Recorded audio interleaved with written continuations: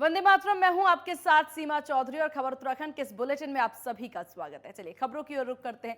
जब मुख्यमंत्री पुष्कर सिंह धामी चंपावत विधानसभा दौरे पर पहुंचे, इस दौरान सीएम ने स्टेडियम में आयोजित जनसभा को भी संबोधित किया। इस दौरान बीजेपी कार्यकर्ताओं ने सीएम का स्वागत किया। वहीं जनसभा में विधायक कैलाश गहतोड़ी ने सीएम को चंपावत विधानसभा से उपचुनाव लड़ने का एक बार फिर से आमंत्रण दिया। विधायक कैलाश गहतोड़ी ने कहा कि सीएम पुष्कर सिंह धामी ने 6 महीने में खटीमा विधानसभा का जिस तरह अपार विकास कराया है, अगर वो चंपावत विधानसभा को अपने 5 साल देते हैं तो चंपावत विधानसभा का कायाकल्प हो जाएगा। इसीलिए वे चाहते हैं कि सीएम धामी चंपावत विधानसभा को अपना आशीर्वाद दे। वहीं इस दौरान सीएम ने भी स्थानीय जनता को संबोधित करते हुए कहा कि वे पहली बार दोबारा मुख्यमंत्री बनने के बाद प्रदेश के किसी विधानसभा के दौरे पर पहुंचे हैं। वहीं उन्होंने कहा कि उनकी अपील पर चंपावत विधानसभा की जनता ने विधायक कैलाश गहतोड़ी को भारी बहुमत से जीता कर प्रदेश में भाजपा सरकार लाने में अहम भूमिका निभाई है। इसलिए वे चंपावत विधानसभा की जनता को विश्वास दिलाते हैं कि वे चंपावत विधानसभा के विकास कार्यों को लेकर कोई कोर कसर नहीं छोड़ेंगे।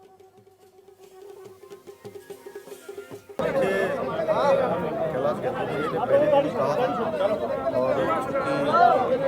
मैं पार्टी का सिपाही हूँ, पार्टी का कार्यकर्ता हूँ, कैलाश जी पार्टी के कार्यकर्ता हैं। अंतिम निर्णय पार्टी को ही लेना होता है, पार्टी का हाईकमान तय करता है सब इसमें। और मैं चूँकि ये क्षेत्र हमारा कोई अलग क्षेत्र नहीं है, आज मैं यहाँ पर के दर्शन करने, यहाँ की जो व्यवस्थाएं हैं, क्योंकि कोरोना महामारी के बाद पिछले 2 वर्षों में मेला लगातार उस गति से नहीं चल पाया, बीच बीच में उसका व्यवधान आता रहा, महामारी रही है। इस बार हमको पूरी तरह से हम आश्वस्त हैं और विश्वास है कि इस बार मेले में सारे रिकॉर्ड टूटने वाले हैं। तो मेले की तैयारियों का भी जायजा ले लेंगे। पहले भी मैं आया था और उसके साथ साथ यहाँ पर जनसंपर्क भी चूँकि लोगों के बीच में आया हूँ।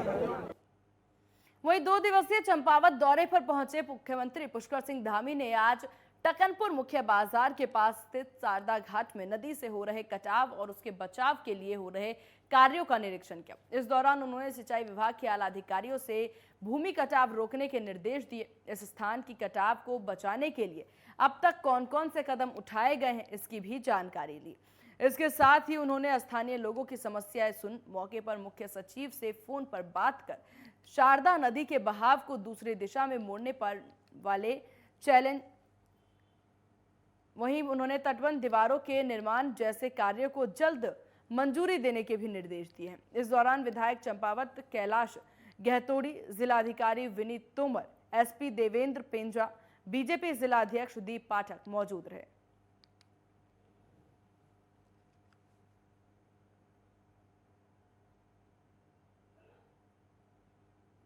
वहीं 2 दिवसीय दौरे पर चंपावत पहुंचे सीएम पुष्कर सिंह धामी ने नवरात्रि के पहले दिन मां पूर्णगिरी के दर्शन किए। इस दौरान सीएम पुष्कर सिंह धामी के साथ उनकी पत्नी गीता धामी ने भी पूजा अर्चना में हिस्सा लिया। वहीं सीएम के साथ चंपावत के विधायक कैलाश गहतोड़ी भी मौजूद रहे। बता दें कि सीएम ने माता पूर्णगिरी की पूजा अर्चना कर प्रदेश की सुख समृद्धि की मां पूर्णगिरी से कामना की। वहीं मीडिया से बात करते हुए सीएम ने कहा कि मां पूर्णगिरी पर उनकी बचपन से ही गहरी आस्था है। सीएम ने इस दौरान मां पूर्णगिरी दर्शन को आ रहे श्रद्धालुओं की सुविधा के सभी व्यवस्थाओं को दुरुस्त करने के भी निर्देश दिए। आज हमारा भारतीय नववर्ष है और नववर्ष के पहले दिन आज माता पूर्णागिरी का जो धाम है हमारा पूरे उत्तर भारत का आस्था और धर्म का एक बहुत बड़ा केंद्र है। क्योंकि बचपन से मेरी आस्था रही है। आज मैं माता के दर्शन, मैया के दर्शन करने आया हूँ। साथ ही साथ आज हमारा नववर्ष भी प्रारंभ हो रहा है। तो इस नववर्ष की शुरुआत मैया के दर्शन से, और क्योंकि यहाँ पर बहुत बड़ा श्रद्धालुओं का एक सैलाब उमड़ता है पूरे उत्तर भारत से, भारत के अनेकों स्थानों से। तो यहाँ की इन व्यवस्थाओं का भी जायजा लिया है। इसमें और क्या अच्छा हो सकता है। निकट भविष्य में ये मेला हमारा, जो कि बहुत ही पौराणिक मेला है, बहुत ही धार्मिक महत्व का मेला है और बहुत प्रसिद्ध मेला है। पूरे उत्तर भारत के लाखों लोग इस मेले में प्रतिभाग करते हैं। इस मेले में अच्छी सुविधाएं हों, अच्छी व्यवस्थाएं हों, अच्छी अवस्थापना सुविधाएं हों, उन सभी के लिए हम प्रतिबद्ध हैं। हम इसमें काम करेंगे। मैं पुनः आज सभी को नवरात्रि और नववर्ष की सभी को शुभकामनाएं देता हूं।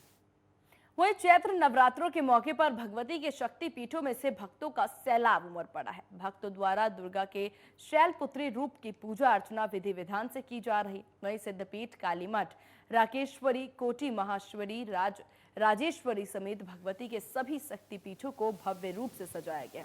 बता दें कि सुबह से ही आज सभी शक्तिपीठों में भक्तों का सैलाब उमड़ पड़ा है। उधर विकास नगर के हनुमान धाम मंदिर में भव्य राम कथा की शुरुआत की गई। कथा से पहले शहर भर में कलश यात्रा निकाली गई थी, जो कि हनुमान धाम से शुरू होकर अलग अलग हिस्सों से होते हुए फिर से हनुमान धाम मंदिर में पहुंचकर खत्म हुई। इस दौरान माता के जयकारों के साथ भगवान राम के जयकारों से भी माहौल भक्तिमय हो गया। हनुमान धाम विकास नगर से 2 अप्रैल 10 तक राम कथा का आयोजन हो रहा है। सवेरे 8:15 बजे से लेकर के कलश यात्रा निकली है। दोपहर को हनुमान धाम में वापस आके उसके बाद भंडारे का आयोजन हो रहा है। इस राम कथा का 2 तारीख से 10 तारीख का महत्व ये है कि यहाँ मथुरा वृंदावन से महाराज जी आए हुए हैं, जिनके अमृत वर्षा से राम कथा की आप लोग आनंद ले सकते हो। आपके चरणों में प्रार्थना है कि आप उचित समय पर आकर राम कथा की अमृत वर्षा वाणी का फायदा लेके अपने इस मनुष्य जीवन के शरीर को सफल बनाएं। और इसके हनुमान धाम में 2 बजे से लेके 5 बजे तक का कथा वाचन का प्रोग्राम होगा, जो नियमित 2 तारीख से लेके 10 तारीख तक चलेगा।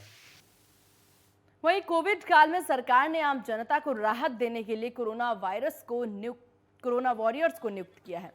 लेकिन वहीं अब कोरोना के संभावित खतरे को समाप्त होता देख कोरोना वॉरियर्स की सेवाओं को भी 31 मार्च को समाप्त करने के आदेश जारी कर दिए गए हैं, जिसके बाद से ही कोरोना वॉरियर्स के तौर पर काम करने वाले कर्मचारी धरना प्रदर्शन करने को मजबूर हो गए हैं।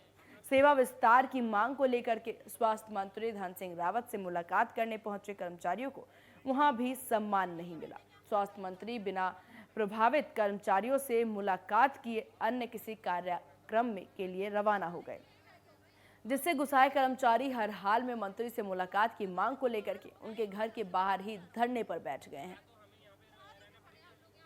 माननीय श्री धन सिंह रावत जी ने हमें यहाँ पे, हम परसों मिले थे उनसे, तो उन्होंने हमसे कहा था कि आप लोग 2 तारीख को आइए, 2 तारीख को आपकी बातें हम सुनेंगे और उस पर कार्रवाई भी करेंगे आगे जाके। लेकिन सर जिस तरीके से अभी गए हैं, थोड़ा हमें दुख है इस चीज़ का कि उन्होंने हमारी बातें नहीं सुनी। अगर हम यहाँ पे मौजूद नहीं रहते तो वो हमारी गलती होती सर। लेकिन अगर हम यहाँ पे 1.5-2 घंटे से इंतज़ार कर रहे हैं, यहाँ पे कई लोग ऐसे भी हैं जिनके 2-2, 3-3 साल के बच्चे भी हैं सर, तो अपना घर बार छोड़ के यहाँ पे आए हैं केवल मंत्री जी से अपने बात रखने के लिए। तो ये बहुत ही दुखद बात है सर हमारे लिए। सर हमारे अंदर अभी भी एक उम्मीद है, हम अभी भी उनका वेट करेंगे, क्योंकि उन्होंने 2 तारीख बोला था। तो हम लोग सर 8 दिन से अपना कार्य बहिष्कार करके ओपीडी के बाहर अपना बैठे थे, और कल भी हम पूरा दिन सुबह से बैठ के 8 बजे से बैठ के 8:30 बजे रात को घर गए हैं। और हमने हमारे सभी साथियों को ये उम्मीद थी कि सर आज हमें कुछ बताएंगे, हमारे बारे में कुछ आश्वासन देंगे, लेकिन सर अभी हमसे मिल नहीं पाए। लेकिन उम्मीद अभी भी है, हम अभी भी सर आज उनसे मिल के रहेंगे। आज 2 तारीख है, कोई नहीं, हम वेट करेंगे, वो शाम को आते हैं, हम शाम को मिलेंगे। आप जॉब में कंटिन्यूटी चाहते हैं कि जो आप जी सर, क्योंकि हमें बोला गया था कि अगर कोविड के जाने के बाद भी स्टाफ की जरूरत हुई तो पहले वरीयता कोविड वॉरियर्स को दी जाएगी, और स्टाफ की जरूरत पूरी है। आप जाके दून हॉस्पिटल में देख सकते हो कि अभी स्वास्थ्य व्यवस्था है वहाँ कैसी चल रही है। वो आपने शायद देखा भी होगा, रोज इंटरव्यू आ रहे हैं, पूरी तरह से बंद हो चुकी हैं स्वास्थ्य सेवाएं, वार्ड भी बंद हो चुके हैं और लैब भी बंद हो चुकी है। वहीं कांग्रेस के पूर्व नेता प्रतिपक्ष प्रीतम सिंह ने नौकरी से हटाए गए कोरोना वॉरियर्स से मुलाकात की। प्रीतम सिंह ने सभी की लड़ाई लड़ने का आश्वासन दिया। साथ ही कोरोना वॉरियर्स की नौकरी का सेवा विस्तार को लेकर के मुख्यमंत्री से समय लेकर के मुलाकात करने की भी बात कही। देखिए, जिस तरीके से डॉक्टर के साथ अशोभनीय व्यवहार हुआ है और अशोभनीय व्यवहार के साथ साथ उनको तत्काल प्रभाव से स्थानांतरण कर दिया। कई बार जो है जनप्रतिनिधि कहते हैं कि स्थानांतरण कर दो तो बात नहीं होती, लेकिन पत्नी के साथ जो है जिस तरीके से डॉक्टर गई और डॉक्टर को जो है जो शोभनीय बात उनकी पत्नी ने कही जिसको डॉक्टर ने स्वीकार नहीं किया, मैं उनको दाद देना चाहता हूं, तो उनका स्थानांतरण कर दिया गया। वहीं प्रदेश में विधानसभा चुनाव के नतीजे सामने आ चुके हैं। सरकार बन चुकी है और मंत्रिमंडल भी तैयार हो चुका है। धामी सरकार का कामकाज भी शुरू हो गया। लेकिन बात अगर विपक्ष में बैठने वाली कांग्रेस की करे, ना तो कांग्रेस का नेता प्रतिपक्ष का नाम फाइनल कर पाई है और ना ही प्रदेश अध्यक्ष का नाम। देखिए हमारी खास रिपोर्ट।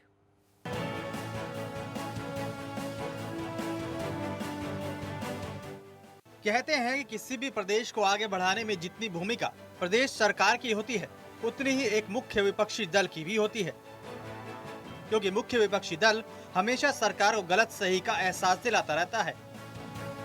जब हम उत्तराखंड की बात करते हैं तो यहाँ पर मुख्य विपक्षी दल है कि अभी तक अपने आप को ही मजबूत नहीं कर पाया है।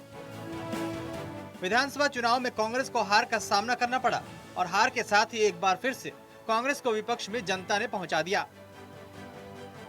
लेकिन हार के बाद कांग्रेस को जो मंथन करना था, वो शायद उसे करने में इतनी व्यस्त हो गई कि अभी तक ना तो कांग्रेस के अध्यक्ष का नाम फाइनल हो पाया है और ना ही विपक्ष के नेता का। विधानसभा चुनाव के नतीजों के सामने आने के बाद जहां सरकार ने अपना पहला विधानसभा सत्र तक पूरा कर दिया है, वहीं दूसरी तरफ कांग्रेस नेता प्रतिपक्ष तक का चुनाव नहीं कर पाई है।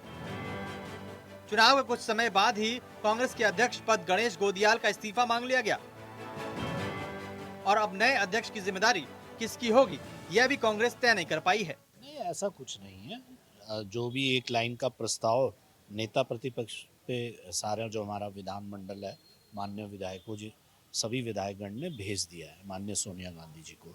अभी 5 प्रदेशों के अध्यक्ष भी नियुक्त होने हैं और 7 नेता प्रतिपक्ष भी, या जहाँ पे कम सीटें हैं वहाँ पे नेता सदन या दल जो चुना जाएगा। अब बात आ जाती है, आप देखिए अभी मणिपुर का नेता प्रतिपक्ष व प्रदेश अध्यक्ष नियुक्त हुए हैं, अब उत्तराखंड की बारी है। हमें लगता है कि कुछ ही दिनों पे अध्यक्ष के साथ माननीय नेता प्रतिपक्ष भी चुना जाएगा और ये फैसला माननीय हाईकमान लेगा। क्योंकि कांग्रेस की समस्या हमेशा रही है, वो अपनी चीज़ों को ठीक करने पे ध्यान देते नहीं और हमारा जो ठीक ठाक चल रहा है उस पर टिप्पणी करने की कोशिश करते हैं। जैसे शपथ ग्रहण में 2-3 दिन का समय लगा, लेकिन हुआ, हमने तो सब कुछ कर लिया, लेकिन चुनाव हुए लगभग रिजल्ट आए भी 1 महीना होने जा रहा है और उसमें वो 19 विधायकों में अपना नेता प्रतिपक्ष नहीं चुन पाए, प्रदेश अध्यक्ष नहीं चुन पाए। ऐसा अभी हुआ, ऐसा नहीं है, पहले भी हुआ। आपस में इतनी खींचतान है उनके, लेकिन उनको अपना कर्तव्य निर्वहन करने की चिंता नहीं, अपनी चीज़ों को ठीक करने की चिंता नहीं, सिवाय टिप्पणी करने के। इसलिए कांग्रेस को आत्मलोकन करना चाहिए। जहां कांग्रेस अभी तक अध्यक्ष और नेता प्रतिपक्ष का चयन नहीं कर पाई है, तो दूसरी तरफ कुछ समय पहले कांग्रेस ने एक समीक्षा बैठक भी की। इस बैठक में प्रदेश से उन विधानसभाओं के अध्यक्षों को बुलाया गया जिन विधानसभाओं में कांग्रेस को हार का सामना करना पड़ा। इस बैठक में इसकी जिम्मेदारी दी गई कांग्रेस के वरिष्ठ केंद्रीय नेता अविनाश पांडे को। अविनाश पांडे ने लंबी बैठक ली, लेकिन उस बैठक के बाद अब कांग्रेस के अंदर ही कई कार्यकर्ता ये सवाल खड़े करने लगे हैं कि स्क्रीनिंग कमेटी के अध्यक्ष तो खुद अविनाश पांडे ही थे, लेकिन अब वो खुद हार की समीक्षा कर रहे हैं। तो क्या वो समीक्षा सही से करेंगे? जब यह बात कांग्रेस की प्रदेश प्रवक्ता से पूछी गई तो उन्होंने भी यही कहा कि इस बात को कई लोग उठा रहे हैं कि जो व्यक्ति टिकट बंटवारे में शामिल थे, क्या वो सही से समीक्षा कर पाएंगे? हाँ, इस बात पर कई लोगों ने सवाल उठाया कि जब स्क्रीनिंग कमेटी में जो व्यक्ति शामिल है या जो टिकट बंटवारे में शामिल है, वही कैसे समीक्षा बैठक कर सकता है और किसी थर्ड पर्सन को या किसी न्यूट्रल व्यक्ति को समीक्षा बैठक के लिए यहाँ भेजा जाना चाहिए था। ये बात अपनी जगह पर है, लेकिन हाईकमान का जो फैसला है वो हमें सिरोधार्य हमेशा रहा है। हम सब लोग अनुशासित सिपाही हैं कांग्रेस पार्टी के, और क्योंकि हाईकमान ने ही उनको यहाँ पर समीक्षा बैठक के लिए केंद्रीय पर्यवेक्षक के रूप में भेजा था, तो ऐसे में मुझे लगता है कि कुछ कहने और सुनने की गुंजाइश नहीं रह जाती। और मैं अपेक्षा करती हूं कि अविनाश पांडे जी ने जो कुछ भी अपनी रिपोर्ट में लिखा होगा वो निष्पक्ष होगा, वो अनबायस्ड होगा और नेतृत्व के सामने, शीर्ष नेतृत्व के सामने वो सही बात रखेंगे और दूध का दूध और पानी का पानी हो जाएगा कुछ ही दिनों में, ऐसा मेरा मानना है। कांग्रेस के लिए चुनौतियां खत्म नहीं हुई हैं। आने वाले दिनों में ग्राम पंचायत से लेकर नगर निगम और नगर निकायों के चुनाव होने हैं। ऐसे में अध्यक्ष और नेता प्रतिपक्ष की जिम्मेदारी बहुत ज्यादा महत्वपूर्ण हो जाती है, लेकिन कांग्रेस शायद अभी तक हार की वजहों में ही खोई हुई। ब्रेक के बाद एक बार फिर स्वागत है आप सभी का। चलिए खबरों की ओर रुख करते हैं, जहां कैबिनेट मंत्री गणेश जोशी मसूरी की समस्या को लेकर के एक्शन मोड में नजर आए। गणेश जोशी ने मसूरी यमुना पेयजल योजना के तहत मसूरी में पेयजल लाइन डालने के बाद सड़कों की खराब हालत को देखते हुए अधिकारियों को जमकर फटकार लगाई। इस दौरान उन्होंने जल्द माल रोड के साथ सभी संपर्क मार्गों को ठीक करने के निर्देश दिए। कैबिनेट मंत्री गणेश जोशी ने उप जिला चिकित्सालय के द्वारा मसूरी सेंट मैरी अस्पताल में आउटडोर में चलाई जा रही ओपीडी का भी औचक निरीक्षण किया, जहां ओपीडी बंद होने पर उन्होंने नाराजगी व्यक्त की। उन्होंने एसडीएम मसूरी नरेश दुर्गपाल को ओपीडी में तैनात डॉक्टर का एक दिन का वेतन काटने के निर्देश दिए। गणेश जोशी ने उप जिला चिकित्सालय के सीएमएस डॉक्टर यतेंद्र को निर्देश दिया कि 7 अप्रैल से पहले अस्पताल में सभी सुविधाएं देख ली जाए और उसे दुरुस्त कर दी जाए। जो काम नहीं करेगा तो काम नहीं तो वेतन नहीं। मतलब डॉक्टर जैसे जिम्मेदार व्यक्ति, और मेरे को जानकारी दी थी परसों जो मीटिंग में था, मैंने अधिकारियों को बुलाया था, मुझसे कहा गया था कि सेंट मैरी में ओपीडी चल रही है। आज मैंने अपने एक कार्यकर्ता को वहां पर चेक करने के लिए भेजा और 1 बजे मैं खुद वहां पर पहुंचा। डॉक्टर वहां पर नहीं था। हमने उसका एक दिन का वेतन काटने के लिए आज कह दिया है, आगे चेतावनी दी है। भविष्य में अगर ऐसी गलती की जाएगी तो उससे बड़ी सजा उसको मिल सकती है। साथ ही हमने सारे विभागीय अधिकारियों को आज यहाँ पर बुलाया था और 15 दिन के अंदर सारी व्यवस्थाओं को दुरुस्त करने के लिए हमने कहा है। 15 दिन के बाद मैं रिव्यू मीटिंग लूंगा, क्योंकि टूरिस्ट सीजन यहाँ पर आने वाला है। वहीं उत्तराखंड के पहाड़ी मोटे अनाज की मार्केटिंग के लिए रोड मैप तैयार किया जा रहा है। इसके लिए कृषि एवं बागवानी मंत्री गणेश जोशी ने कृषि विभाग के अधिकारियों को निर्देश दिए। आपको बता दूं कि जैविक उत्पादों की बिक्री के लिए प्रदेश भर में 420 फैक्ट्रिकेटेड काउंटर बनाया जा रहा है। उस काउंटर की निर्माण लागत लगभग 6 लाख रुपए तक आएगी। वहीं आपको बताते चले कि कृषि मंत्री गणेश जोशी ने विभागों के अधिकारियों से किसानों के लिए चलाई गई योजना के बारे में जानकारी ली। इस दौरान उन्होंने कहा कि हमारी कोशिश रहेगी कि 100 दिन का लक्ष्य निर्धारित कर किसानों के लिए कार्यक्रम बनाए जाए और किसान संवाद कार्यक्रम किए जाए। मई में देहरादून और जून के दूसरे हफ्ते में अल्मोड़ा में एक किसान संवाद कार्यक्रम किया जाएगा।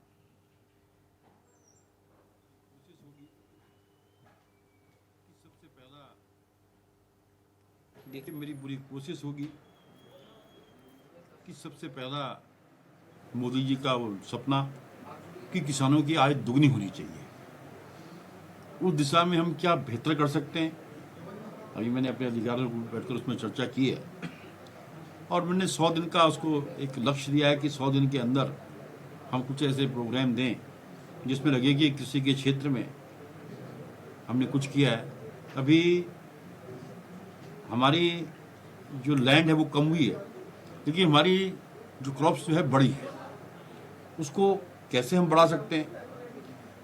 दूसरा, जैविक कृषि के क्षेत्र में हम क्या बेहतर कर सकते हैं। वहीं उत्तराखंड के कैबिनेट मंत्री प्रेमचंद अग्रवाल ने शहरी विकास विभाग की विधानसभा में समीक्षा बैठक की। बैठक के दौरान शहरी विकास विभाग के तमाम अधिकारी मौजूद रहे और शहरी विकास की विभिन्न योजनाओं को लेकर बैठक में चर्चा की गई। बता दें कि बैठक के दौरान केंद्र राज्य सरकार के विभिन्न योजनाएं जैसे अमृत योजना, प्रधानमंत्री आवास योजना, स्वच्छ भारत मिशन समेत कई अन्य विकास कार्यों को लेकर के अधिकारियों को दिशा निर्देश दिए गए। कैबिनेट मंत्री प्रेमचंद अग्रवाल ने कहा कि स्मार्ट सिटी परियोजना के तहत किए जा रहे कार्यों को लेकर के सभी विभाग आपसी समन्वय के साथ काम करें ताकि जनता को किसी भी प्रकार की कोई परेशानी का सामना ना करना पड़े। साथ ही उन्होंने व्यवस्था को दुरुस्त करने के भी पार्किंग व्यवस्था को दुरुस्त करने के भी उचित दिशा निर्देश दिए।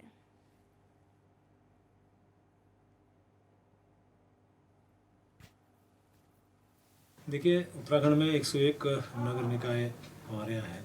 अभी एक बढ़ा रहे हैं सुल्तानपुर को, तो 102 हो जाएंगे। इसमें जो हमारा शहरी विकास विभाग, उसकी आज पहली बैठक यहाँ पे हुई।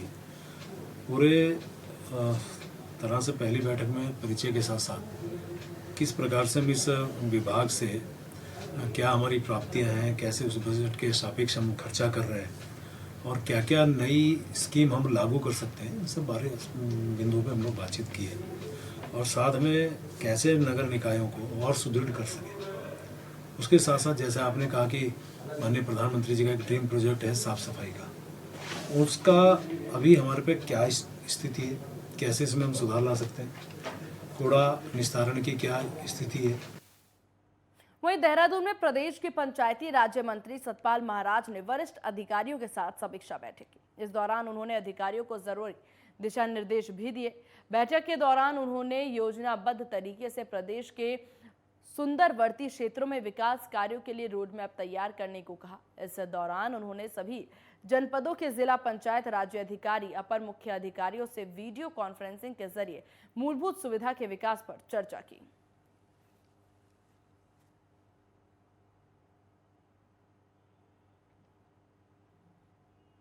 इधर महंगाई को लेकर के कांग्रेस ने केंद्र सरकार को घेरना शुरू कर दिया। केंद्रीय नेतृत्व के आह्वान पर अल्मोड़ा में कांग्रेस कार्यकर्ताओं ने प्रदर्शन किया। इस दौरान केंद्र और राज्य की बीजेपी सरकार के खिलाफ जमकर नारेबाजी की। कांग्रेस के जिला अध्यक्ष पीतांबर पांडे ने कहा कि विधानसभा चुनाव के समय वोट के लिए कई महीनों तक पेट्रोल, डीजल, रसोई गैस की कीमतों में बढ़ोतरी नहीं की गई, लेकिन बीते एक हफ्तों से सरकार ने महंगाई में बेतहाशा बढ़ोतरी कर गरीब जनता को लूटने का काम किया है।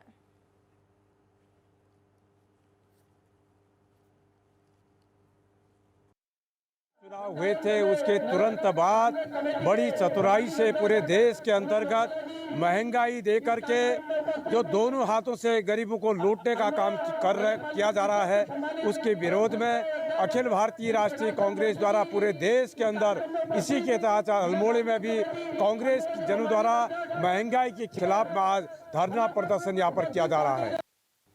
वहीं शिक्षा विभाग में निदेशालय से लेकर के ब्लॉक स्तर तक खाली चल रहे अधिकारियों के प्रशासनिक पदों को 1 महीने के अंदर भरे जाने का लक्ष्य निर्धारित किया गया है। वहीं सूबे के शिक्षा मंत्री डॉक्टर धन सिंह रावत ने शिक्षा निदेशालय में विभाग के उच्च अधिकारियों की समीक्षा बैठक की, जिसमें उन्होंने अधिकारियों को निदेशालय से लेकर के जिला और ब्लॉक स्तर पर विभागीय अधिकारियों के खाली पदों को 1 महीने के अंदर भरे जाने का लक्ष्य दिया।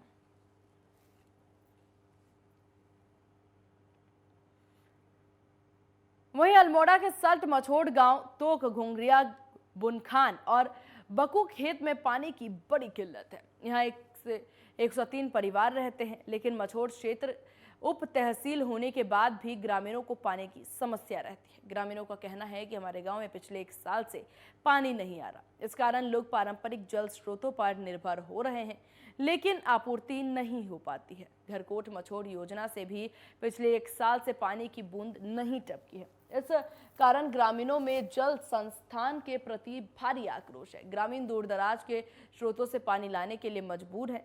ग्रामीणों का कहना है कि क्षेत्र के जनप्रतिनिधि से कई बार उन्होंने शिकायत की है, लेकिन अभी तक उसका समस्या का सुनवाई नहीं हुआ है उनकी तरफ से। वहीं ग्रामीणों का यह भी कहना है कि हमने जुलाई 2021 में पेयजल मंत्री बिशन सिंह चौफाल से घरकोट मछोड़ पेयजल योजना को सुचारू करने के लिए पत्र भी दिया था, लेकिन उसके बाद भी अभी तक कोई कार्रवाई नहीं हुई। लगभग 3 किलोमीटर लंबी पाइपलाइन है, जिसमें लगभग 50 एम का जो पाइप पड़ा हुआ है वो काफ़ी जीर्ण अवस्था में है, वो गल चुका है। जिसमें हमने बीच में एसडीपी पाइप लगाकर उस पाइपलाइन को आंशिक रूप से चलाने का प्रयास किया। उसमें हमें कुछ सफलता भी मिली, परंतु यह है कि उसका पूर्ण समाधान नहीं है। हम लोगों ने उसको भी दैवीय आपदा में भी रखा हुआ है, जिसका कि पाइप हमारे पास आ चुका है, क्योंकि 1 से 2 दिन में वहाँ पर साइड पे पाइप पहुँचा दिया जाएगा। उससे भी लगभग 400 मीटर पाइपलाइन को हम लोग रिप्लेस करेंगे। साथ ही मैं एक चीज़ और बताना चाहूँगा इसमें कि इस योजना का जो जीर्णोद्धार होना है वो जल जीवन मिशन के अंतर्गत होना है। जीर्णोद्धार कहेंगे या उसको नई पंपिंग लाइन जो हंसिन कुमार गुर्जर कोट पेयजल योजना से उसे लाभान्वित किया जाना है। साल भर हो गया हमारी इस क्षेत्र की समस्या को पानी से लेकर के। हमारी महिलाएं, हमारी माताएं, बहनें जितनी भी इस पानी से त्रस्त हो गई हैं, शायद हम ही लोग जानते हैं। हमारी माताएं बहनें घर का काम पूरा नहीं कर पाती हैं एक पानी के चक्कर में, क्योंकि स्थिति ऐसी होगी कि हमने विभाग को भी कई लेटर दे दी हैं। विगत साल भर में हमने विभाग को कई लेटरें दे दी हैं, चिट्ठी पत्री दे दी है, मगर उसमें किसी ने आज तक की कोई कार्रवाई नहीं करी। हमारी जनता को इससे बड़ा रोष है और माताएं बहनें अपने पानी लाने में व्यस्त हैं, कोई घर का काम नहीं कर पा रही, न बच्चों को देख पा रही हैं।